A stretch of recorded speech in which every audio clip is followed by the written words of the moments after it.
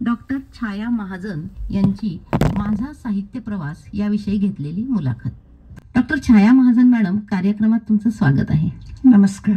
मी आत्ताच श्रोत्यांना तुमची ओळख प्रसिद्ध साहित्यिक म्हणून करून दिली, मात्र अशा प्रसिद्ध व्यक्तिमत्वाबद्दल उत्सुकता सुद्धा तेवढीच असते. आपल्या साहित्याची किंवा लिखाणाची सुरुवात कशी आणि केव्हा झाली? मला असं वाटतं की साहित्य माझ्या घरात होतं. माझी आई सिंधुताई भालेराव ही कवयित्री होती, साहित्यिका होती, ऍक्टिव्ह होती अतिशय. त्याही वेळेला आकाशवाणी पुणेला कार्यक्रम वगैरे करायची. आमच्या घरामध्ये लेखकांचा राबता असायचाच. या सगळ्याचा कदाचित एक प्रभाव मला असं वाटतं माझ्यावर पडलेला असावा. दुसरी गोष्ट, माझी आजी म्हणजे सरस्वती खानदाट ही अतिशय कथा सांगण्यामध्ये माहीर होती आणि तिची कथात्मक पद्धती मला फार आवडायची. आणि त्या कथा तिने रिपीट जरी केलेल्या असल्या तरी त्या मला पुन्हा पुन्हा ऐकायला आवडायच्या. पुन्हा पुन्हा त्या थोड्या डिस्टॉर्ट करून सांगायला आवडायच्या. आणि अशा वेळेला माझा आव एखाद्या प्रसिद्ध लेखकापेक्षा कमी नसायचा. मी भरपूर भाव खाऊन त्या कथा सांगायची त्यावेळेला. मी लिहिल्याचाच भाव असायचा. आणि लिखाण सुरू झालं खरं म्हणजे या सुमारास आकाशवाणी पुणे केंद्रांसाठी लिहायला लागले मी. बालोद्यान कार्यक्रम असायचा, त्याच्यात गोपीनाथ तळवलकर म्हणून प्रसिद्ध बाललेखक होते. तर त्यांनी मला सांगितलं की तू लिही आणि विचारू नकोस आईला की काय लिहायचंय ते. हे विशेष होतं. पण मी त्यांच्यासाठी लिहित गेले आणि त्यावेळेला खरं म्हणजे मी शाळेत होते. मग मी 9वीत असताना साद म्हणून नगर जिल्ह्याचा कविता संग्रह निघाला, जिल्ह्यातल्या कवींचा. तर त्याच्यात मी भाग्यवान समजते की माझी खरंच कविता त्या संग्रहात आहे. तशी सुरुवात झाली असेल असं मला स्वतःला वाटतं. कोणत्या प्रकारचं लेखन करायला तुम्हाला आवडतं? मला असं वाटतं आता म्हणजे इतकं मी लिहिल्यानंतर की मी जे तुम्ही आता 6 जेनर सांगितलेले आहेत त्याच्यात तर मी लिहितेच, म्हणजे अनुवादही करते. पण मला स्वतःला कथात्मक साहित्य आवडतं, जास्त आवडतं. कथा आपोआप तयार होते, कथा दिसते म्हणा मला, किंवा कथा सांगायला मला आवडते. म्हणजे त्याला काही विषय असतो का?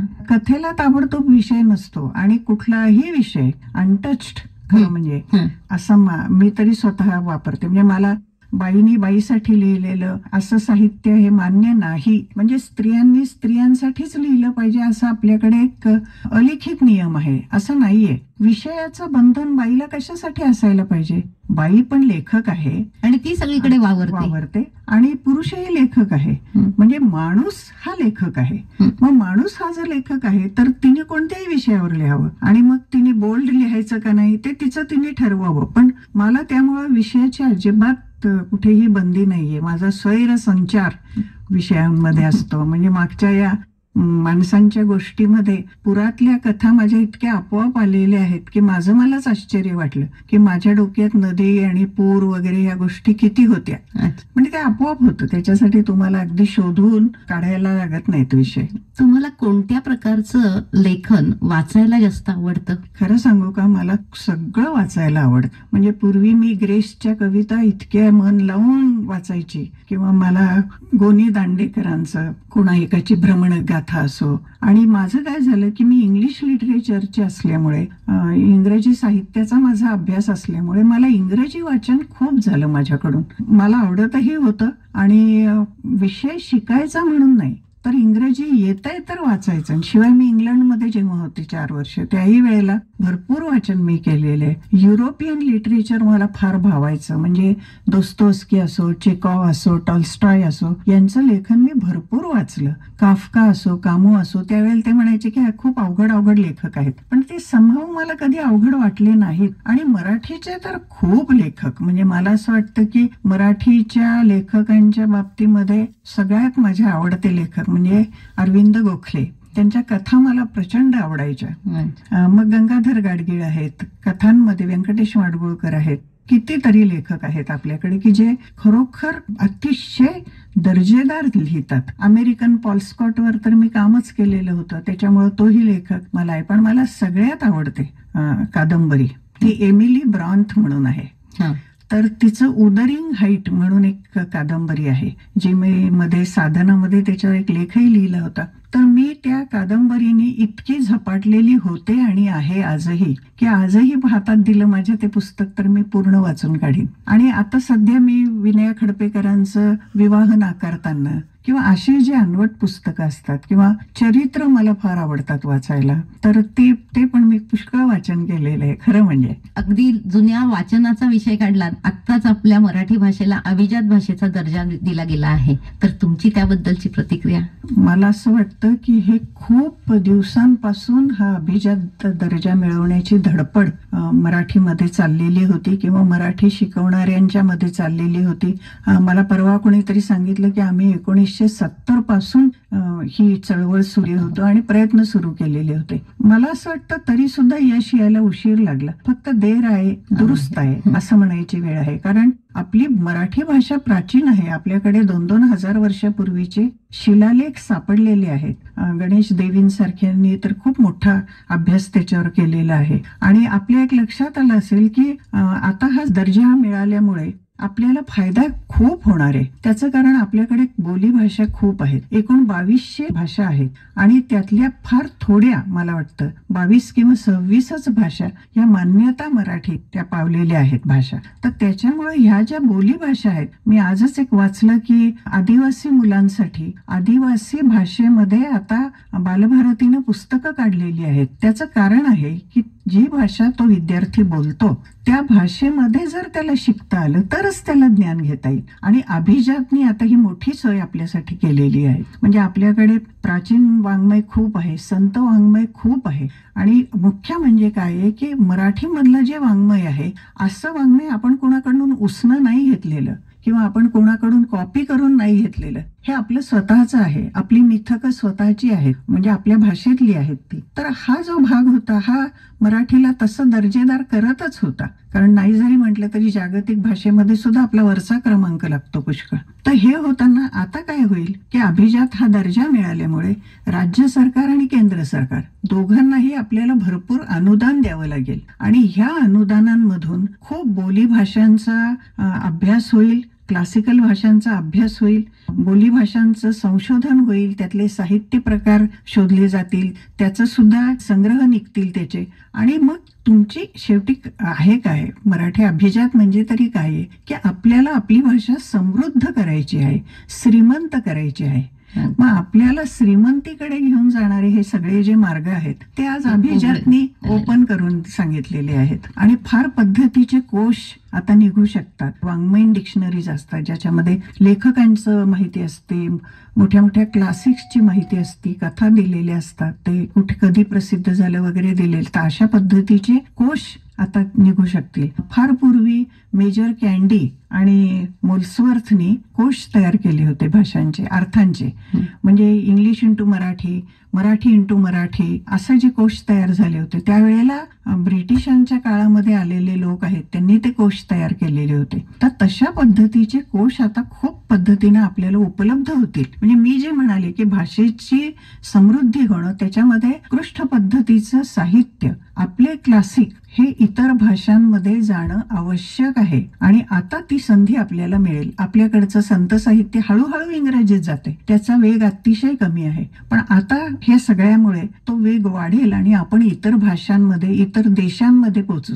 मध्ये माझे एक मित्र आहेत तिथे, तर त्यांनी रामदासांचे श्लोक जर्मन लँग्वेज मध्ये केलेले, तर ते जर्मनीत प्रसिद्ध झाले आणि आता ते जर्मनीत वाचले जातील. संशोधक आहेत, जे अभ्यासक आहेत ते निश्चित वाचतील, त्यांना संदर्भ मिळतील त्याच्यातनं. आणि आपल्या भाषेचा अभ्यास इतरत्रही सुरू होईल. शिवाय विद्यापीठांमध्ये मराठी आता मोठ्या प्रमाणामध्ये शिकवायला सुरुवात होईल. तर तो सगळा फायदाच फायदा आहे माझ्या दृष्टीने. आत्ताच्या काळातील लेखकांसमोरील आव्हानं याबद्दल तुम्ही काय सांगाल? मी असं म्हणेन की डिजिटलायझेशन जे झालेलं आहे हे फार मोठं आव्हान आहे आता लेखकांच्या पुढे. आता काय झालेलं आहे की पूर्वी आपल्याला माहिती आहे की लिहायचं म्हणजे ते प्रिंटेड, मुद्रित स्वरूपात आपल्या समोर यायचं, कागदावर ते छापून आपल्या समोर यायचं. आता तसं राहिलेलं नाहीये. आता माध्यमं इतकी बदललेली आहेत की तुम्हाला पुस्तक जे आहे ते मुद्रित स्वरूपात ई बुक करा तुम्ही, ते ऑडिओ बुक करा तुम्ही ते. तर ही जी नवीन नवीन माध्यमं त्याच्यासाठी उपलब्ध झालेली आहेत, एका दृष्टीने ती खूप सोयीची बाब आहे. ई बुक अतिशय स्वस्तात पब्लिश होऊ शकतं. वाचलं किती जातं, कारण आपल्याला सगळ्यांना, म्हणजे मला तर वाटतं की माझी मागची पिढी धरते मी, आमच्या पिढीला तर पुस्तक हातात धरून वाचणे, नव्या पुस्तकाचा नाक भरून वास घेणे, हा जो प्रकार होता, हा प्रकार आताच्या पिढीला नाहीये. त्यांच्याकडे टॅब आहेत, त्यांच्याकडे किंडल आहे, त्यांच्याकडे त्याच्यावर माझी पण पुस्तकं आहेत, तरी सुद्धा त्यांना ते उपलब्ध आहे. आणि आता परदेशामध्ये ते मराठी बोलू शकत नाही, पण मराठी कळतं. त्यांच्यासाठी ऑडिओ बुक्स जे होतात, आता माझी एक कादंबरी झालीये ऑडिओ बुक फॉर्म मध्ये, आता जस्ट झालीये, कालच प्रसिद्ध झालीये ती, तन अंधारे. बरोबर. तर आता काय होईल की हे ऐकलं जाईल, हे तुमचं साहित्य. पूर्वी ते छापलं जायचं आणि छापायचा खर्च जास्त आहे. दुसऱ्या याला खूप खर्च येतो, तिसऱ्या याला खूप उशीर लागेल बाहेर यायला पुस्तक. तर ह्या सगळ्यांनी तो जो नवलेखक स्पेशली जो आहे, तो नवलेखक थोडा व्यथित होतो, नाही जरी म्हटलं तरी, कारण त्याला त्याचं जे लिखाण आहे ते त्वरित वाचकांपर्यंत पोचावं वाटत असतं. आणि दुसरं माझ्या दृष्टीने आता लेखकांपुढे खरं आव्हान आहे ते विषयांचं. कोणता विषय तुम्ही घेता, असा सस्टेन्ड विषय शोधून काढायला पाहिजे आणि त्याच्यावर तुम्ही ते लिहिलं पाहिजे. तर तशा पद्धतीच्या विषयाचा आणि घाईघाईने लिहून ते पुस्तक तुम्ही वाचकांपर्यंत देण्यापेक्षा थोडासा विचार करून मग ते लिहायचं आणि वेगळ्या वेगळ्या प्रतिमा तुम्हाला सुचणं. म्हणजे मी परवा नलेश पाटलांची कविता वाचत होते, त्यांच्या निसर्ग कविता आहेत, त्या वाचताना माझ्या, म्हणजे मी मध्ये कविताच वाचणं सोडून दिलेलं होतं, बंद केलं होतं, पण मला नंतर वाटले इतक्या सुंदर सुंदर प्रतिमा निसर्गाच्या त्यांच्या ह्याच्यात आहे. आणि मग ते वाचताना आपल्याला असं वाटतं की खरोखर लेखक त्याच्या कल्पना सृष्टीमध्ये खूप मोठ्या मोठ्या भराऱ्या घेतो. तर ते पोचावं, निश्चित पोचावं. आणि ते सुद्धा मात्र मी जसं म्हणाले की विचार करून जर लिहिलं तर, नाहीतर हे ते छापणं हे अवघड आहे. साहित्य जे आहे किंवा ते तुमच्या मनात कुठेतरी रुतायला पाहिजे थोडंसं. बरोबर. तुमचं लेखन वाचकांनी वाचलंय आणि काही प्रतिक्रिया दिल्यात, असे काही तुमचे अनुभव असतील? खूप आहेत. आणि मुख्य म्हणजे मला हे सांगायचंय की मी मराठी समीक्षक माझ्याबद्दल काय बोलतात याची फारशी वाट नाही पाहिली, तर ते आता मला चांगलं वाटतं की बरं केलं मी ते. कारण मराठी समीक्षा खूप कमी प्रमाणात लिहिली जाते. मग तुमची समीक्षा खरा कोण करतो, तो वाचक करतो. आणि मला स्वतःला वाचकांच्या वरच मी पूर्ण अवलंबून आहे आणि तेच माझं इन्स्पिरेशन आहेत वाचक. त्यामुळं ते काय प्रतिक्रिया देतात, ते काय लिहितात, आणि प्रतिक्रिया म्हणजे 2 बोटं धरून छान छान असं नाही म्हणते मी, पण काही लिहितात.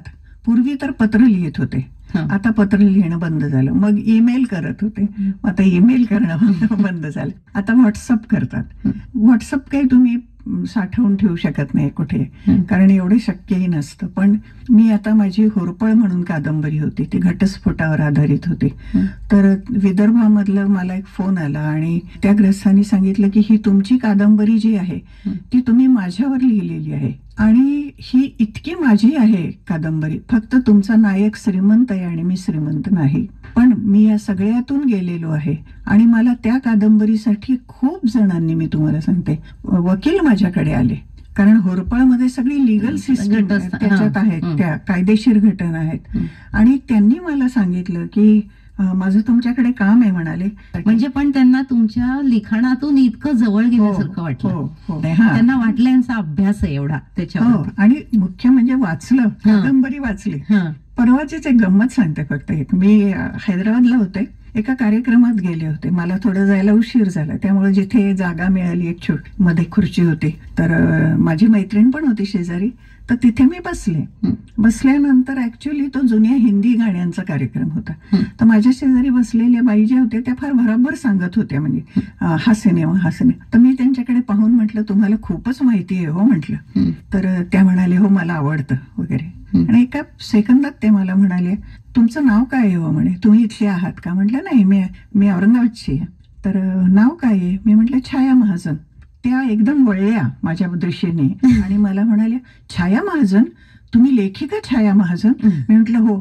तर त्यावेळेला त्या बाईंचं म्हणजे आपल्याला एखादा गुलाबजामुन दिसल्यानंतर त्या बाईंचा तसा चेहरा, म्हणजे त्यांनी कार्यक्रम सोडून दिला आणि त्या माझ्याचकडे पाहून मी किती सुदैवी, मी किती सुदैवी. त्यावेळेला असं वाटतं की देवा, तू मला ही लिखाणाची कला दिलीस, मी तुझी अत्यंत आभारी आहे. खूप अनुभव मला येतात की परवा मी एका साहित्य संमेलनाचे अध्यक्ष होते. अध्यक्ष पदावर म्हणजे आम्ही स्टेजवर होतो. एक मुलगी आली, बाई म्हणजे, तर ती नाशिकची होती. तिने माझ्या तिथे ती वाकली आणि मला म्हणाली, मॅडम कॉलेज ही कादंबरी तुम्ही लिहिलेली आहेत ना? तर मी म्हटलं, ती परिसंवादात होती. म्हटलं हो. मी तिला म्हटलं, तर तिने बाकीचं काय कार्यक्रम चाललाय वगैरे सगळं सोडून दिलं, माझा हात धरला, मला उठवलं माझ्या खुर्चीतून, मला स्टेजच्या खाली नेलं आणि माझ्याबरोबर सेल्फी घेतल्या की तुम्ही माझ्या खूप आवडत्या लेखिका आहेत. मला वाटतं आपल्यालाही हा पुरस्कार सगळ्यात मोठा आहे. खरं, खूप सुंदर. आणि याहीपेक्षा खूप छान छान अनुभव आहेत. म्हणजे तुम्हाला तर खरं तर भरपूर पुरस्कार मिळालेले आहेत, पण हे पुरस्कार जास्त. पण हाच पुरस्कार मी खरंच सांगते, जो तुम्हाला तुमचा वाचक देतो. म्हणजे मला अगदी खेड्यातले शेतकरी फोन करतात, तुम्हाला आश्चर्य वाटेल की आम्ही वाचतो आणि कादंबऱ्या वाचतो. मी कॉलेजमधनं आले आणि एक मुलगा बाहेर उभा होता, पण माझे मिस्टर डॉक्टर असल्यामुळे पेशंट असायचे खाली, प्रत्येकाकडे पाहणंही शक्य नव्हतं. मी वर गेले. थोड्या वेळाने खालचा माणूस वर आला आणि मला म्हणाला, तो एक माणूस तुमच्याकडे आलाय, मुलगीला असा आहे आणि तो 1 तास झाला बाहेर उभा आहे तुम्हाला भेटायला. तर म्हटलं, अरे मग इतका का उभा केलंस, तू घेऊन ये त्याला वर. तर तो वर आला. तो होता लासलगावचा. आदर, अतिशय आदर, वाकून नमस्कार एकदा केला, लांब जाऊन उभा राहिला आणि मग म्हणाला, मी तुमचं हे पुस्तक वाचलंय, मी तुमचं ते पुस्तक वाचलंय, मला फार आवडलं हे वगैरे झालं आणि उभा राहिला तो. आता मला कळेना. तर मी म्हटलं, मग काय तुम्हाला काही मदत पाहिजे का, आर्थिक मदत पाहिजे का, असं विचारलं मी. नाही नाही, मला काही नको म्हणाला. मागून त्यांनी अशी कळकट थोडीशी पिशवी काढली कापडाच्या हातातली, हे मी तुम्हाला द्यायला आणलंय. तर मी म्हटलं, काय आहे? तर त्याच्यात त्यांनी त्याच्या शेतातली 4-5 डाळिंब आणली होती. त्यांनी मला दिली आणि मला आजही सांगताना भरून येतं की मला काय वाटलं मी नाही सांगू शकत. मॅडम, तुम्ही आज इथे आलात आणि आपल्या साहित्य प्रवासाविषयी आपल्या श्रोत्यांना खूप छान अशी माहिती दिलीत, त्याबद्दल आकाशवाणीच्या वतीनं मी आपले आभार मानते.